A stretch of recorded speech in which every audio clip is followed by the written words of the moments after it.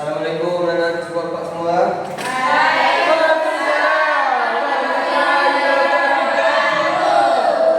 Baik, gimana kabar hari ini? Sehat? Udah makan siang? Baik, pada kelas silakan disiapkan dulu kelasnya. Berdoa mulai.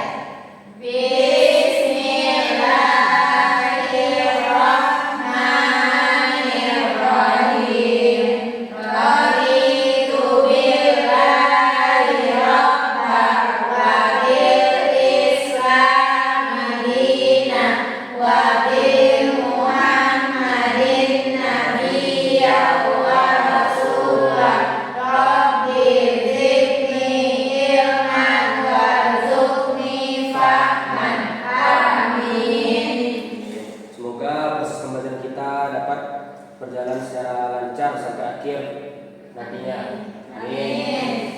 Baik, sebelum kita memulai pembelajaran, Bapak absen dulu. Ada di kawan yang tidak datang? Ada semua, Pak. Semua. Oke. Baik, kita masuk pembelajaran kita pada siang hari ini. Sebelum kita masuk dalam pembelajaran, ada yang Bapak ada yang tahu pembelajaran kita sebelumnya? Tentang puasa. Itu belajar kemana-mana. Nah, jadi puasa itu merupakan salah satu sifat untuk menahan diri dari terbit fajar hingga Nah, lanjut kita masuk materi pembelajaran kita pada siang hari ini, yaitu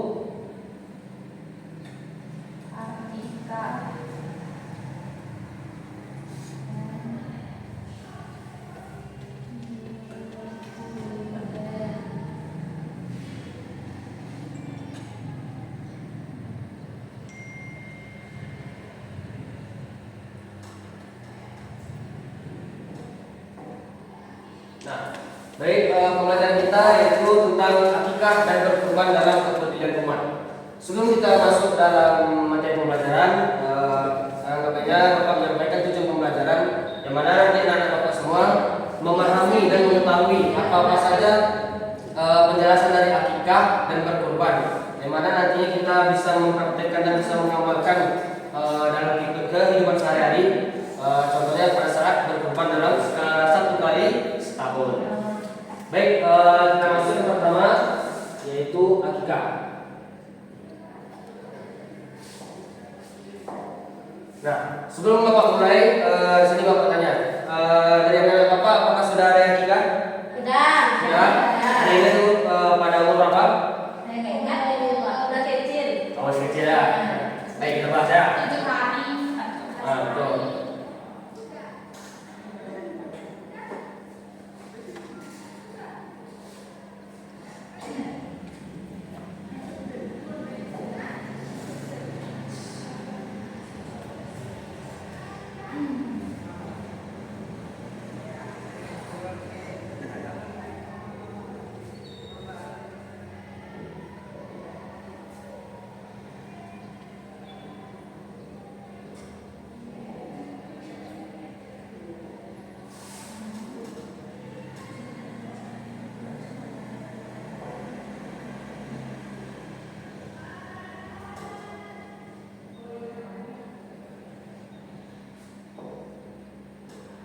Nah, jadi akikah secara bahasa yaitu memutus atau melubangi, dan juga secara syariahnya yaitu menyembelih hewan sebagaimana bentuk rasa syukur kita, wujud syukur kita atas kelahiran seorang anak, baik itu laki-laki maupun perempuan.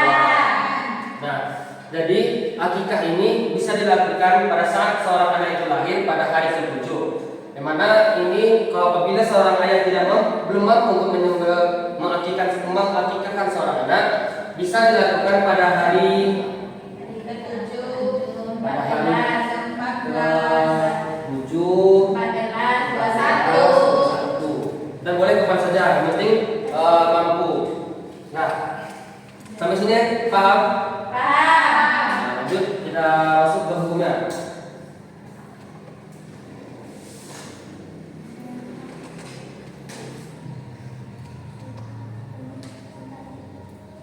Nah, jadi hukum dari akikah itu sunnah muakkad, di mana sunnah yang sangat dianjurkan. Nah, jadi apabila seorang ayah itu sudah mampu atau mempunyai uang, nah jadi pada hari ke-7 dari kelahiran seorang anak itu, langkah baiknya kita melakukan sunnah yang sangat dianjurkan pada hari ke-7. Apabila belum mampu juga pada hari ke-7, bisa dilakukan hari ke-14 ataupun hari ke-21, ataupun bisa juga dilakukan pada saat kapan saja apabila dia telah mampu. Nah, selanjutnya kita masuk ke ketentuannya, ketentuan hewannya.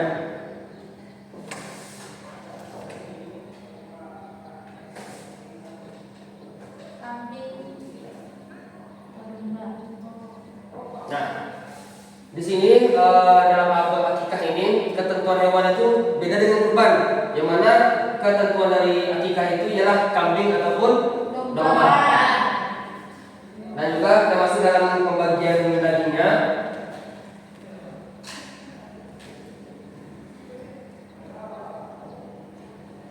Nah, ada yang tahu pembagian daging akikah ini diapakan? Pembagiannya dimasakkah atau dimasak mentah? Pembagian daging akikah ini berbeda dengan daging kurban, yang mana daging akikah itu, yang mana pembagian daging akikah itu dimasak. Nah, jadi tujuan untuk dari seorang ayah yang mengakikah seorang anak itu dapat melakukan daging akikah itu bisa dilakukan dengan masak. Yang mana ini sebagai rasa syukur kita seorang ayah yang telah melahirkan seorang anak, sebagai rasa syukur kita kepada Allah. Nah, lanjut hikmahnya lagi.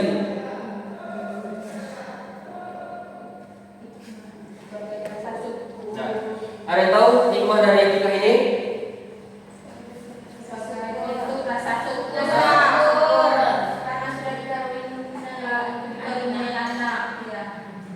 Untuk rasa syukur. Apalagi? Memperkuat tali silaturahmi. Memperkuat tali silaturahmi bisa. Iya. Apalagi? Mengundang.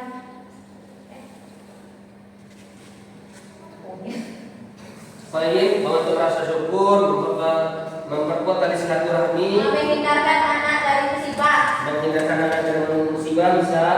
Ya. Nah, yang terakhir Bapak tambah yaitu terhindar dari godaan setan. Nah, kita masuk materi yang kedua, kurban.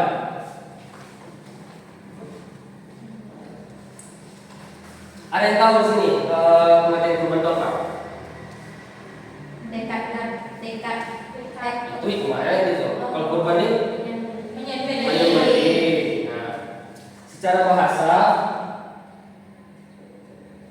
yaitu korba, Kurban. di mana artinya itu Dekat. dekat. Misalnya gimana?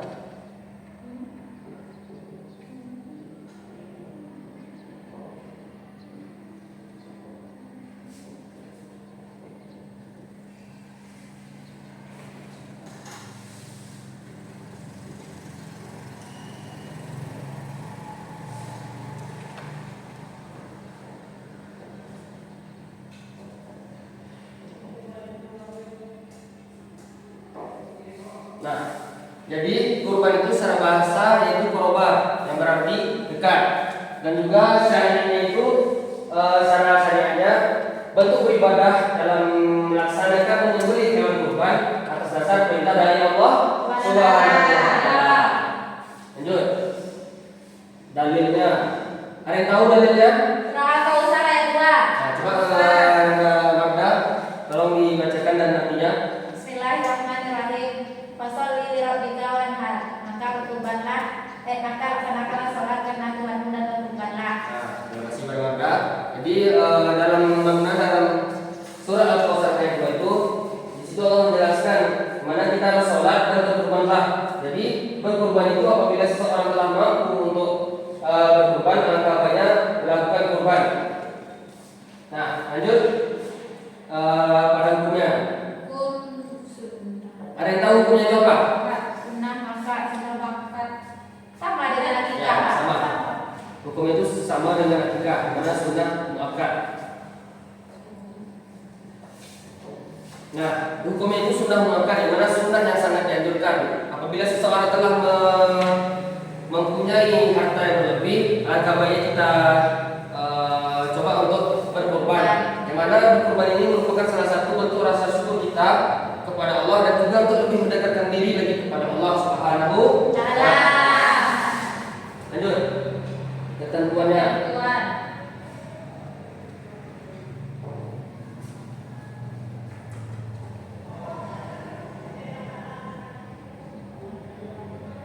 Ada yang tahu apa saja itu hewan yang bisa dikurbankan?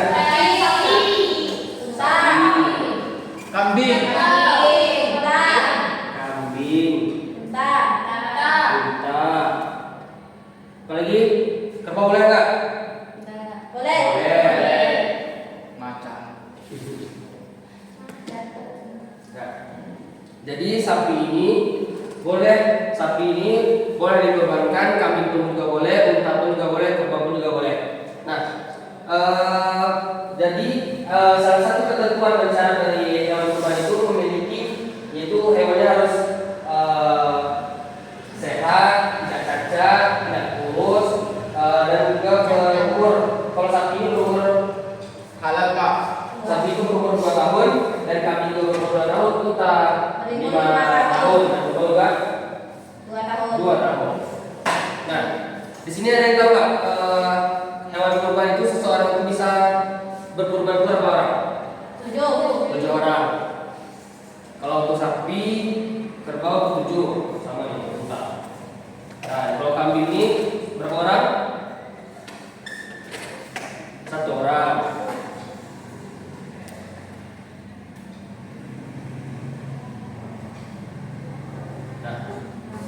Nah, jadi ketentuan hewan kurban itu apakah orang yang kembali seperti dari sapi, kambing, unta, kerbau. Yang mana hewan kurban ini nantinya bisa dilakukan oleh seseorang apabila sapi ataupun kerbau itu terdiri dari 7 orang dan kambing terdiri dari 1 orang. Selanjutnya pelaksanaannya.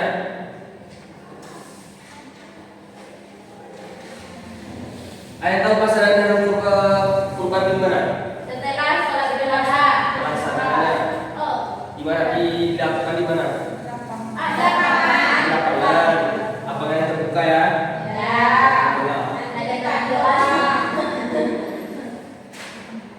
Nah, jadi pelaksanaan hewan kurban itu dapat dilakukan di lapangan terbuka, yang mana bertujuan untuk supaya orang lain itu mengetahui bahwasanya di situ ada tempat orang lagi melaksanakan berkurban, dan juga nantinya dari sekitar masyarakat bisa menghidupkan itu dengan takbiran.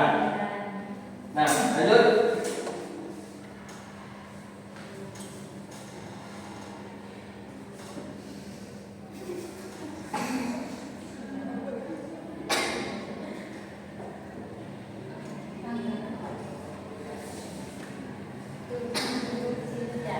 Nah, jadi pelaksanaan kurban itu dilakukan pada tanggal 10 Hijjah, yang mana ini merupakan hari yang dikasih, hari yang dilarang untuk berpuasa.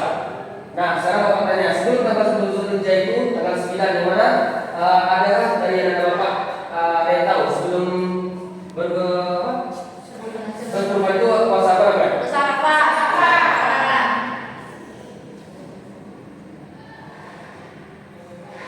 Jadi Bapak ingin kembali pada hari Minggu besok, langkah baiknya kita sama-sama melaksanakan puasa Arafah. Bagaimana itu besar, karena 2 tahun dosa kita dihapuskan, 1 tahun ke depannya dan 1 tahun ke belakangnya. Jangan lupa minggu. Dari gereja ke gereja. Minggu. Kan orang kadang ada nih. Depannya Senin tuh. Nah, puasa itu bisa juga puasa terbiar. Kalau bisa Arafah lah. Nah, lanjut. Nah, hikmahnya ini terakhir. Ada yang tahu hikmah dari kurbannya Pak? Menjaga sikap dermawan. Nah, betul. Meningkatkan rasa perhubungan kita kepada orang lain. Ada lagi? Untuk mendekatkan diri kepada Allah. Mendekatkan diri kepada Allah bisa.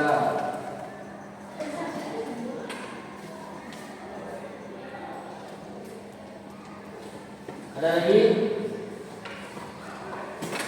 Menghidupkan sunnah Nabi Ibrahim.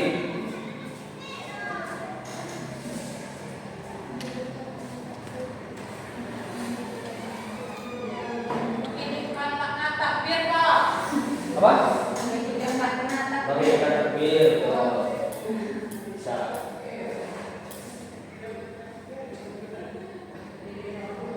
Nah, jadi ini beberapa hikmah dari berkurban, mana itu meningkatkan rasa dermawan kita kepada orang lain, yang mana daging kurban itu bisa kita bagikan kepada orang banyak, dan kita pun yang berkurban bisa memakan daging kurban itu sebanyak 1/3 dari daging kurban tersebut.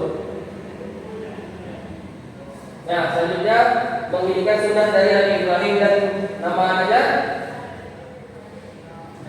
Nama Nabi Ibrahim yang ada peristiwa Nabi Ibrahim itu pilihannya. Dan selanjutnya itu mengirinkan takbir di malam-malam Zulhijjah. Nah, jadi Bapak sebutkan kembali secara ringkasnya, akikah dan kurban itu merupakan salah satu menyembelih hewan, yang mana menyembelih hewannya itu akikah itu menyembelih hewan kambing atau domba. Selain kurban itu ada beberapa hewan ketentuan seperti kambing berbisa, unta dan kerbau. Nah, hukumnya itu sama pada akikah dan kurban itu memiliki hukum yaitu sunnah muakkad, sunnah yang sangat dianjurkan. Nah, dalam pembagian daging kurban ini dibagikan pada saat dalam keadaan mentah. Nah, berbeda juga dengan akikah. Akikah itu dilakukan pembagiannya dengan cara yang biasa. Ya, sampai sini ada yang paham? Ada yang ditanyakan? Baik, cukup sekian materi pembelajaran kita pada siang hari ini. Jangan lupa untuk minggu depan kita sambung pembelajaran kita tentang sifat-sifat wajib bagi Allah.